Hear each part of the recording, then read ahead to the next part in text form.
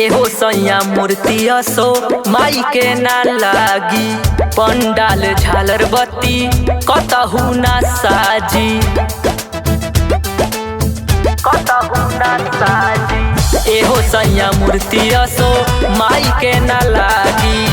पंडाल झालर बत्ती कतहु ना साजी। कोरोना के चलते घर से बाहर नहीं जाइब हो, कोरोना के चलते घर से बाहर नहीं जाइब हो। ले ले आई मूर्ति माई के घरवे में बिठाइब हो, ले ले आई मूर्ति माई के घरवे में बिठाइब हो।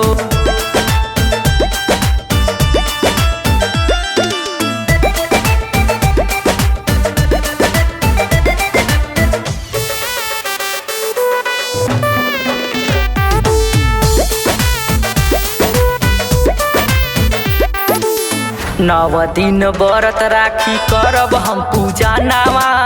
देवी माई दे सुनर गोदी में ललनवा, गोदी में ललनवा। नव दिन व्रत राखी करब हम पूजा नावा।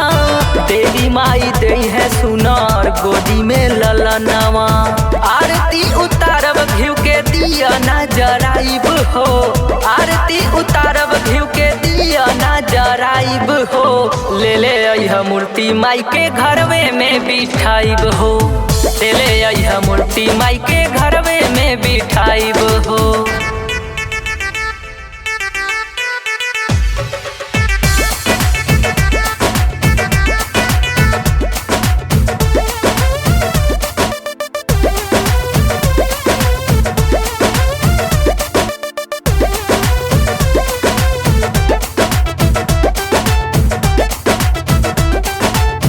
कहेले सुनील जब खुश होए माई। दुखवा दलिदर तोह से दूर भाग जाई, दूर भाग जाई। कहेले सुनील जब खुश होए माई। दुखवा दलिदर तोह से दूर भाग जाई।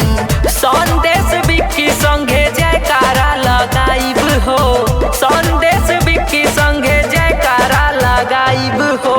ले ले आई मूर्ति माई के घरवे में बिठाइब हो, ले ले आई मूर्ति माई के घरवे में बिठाइब हो।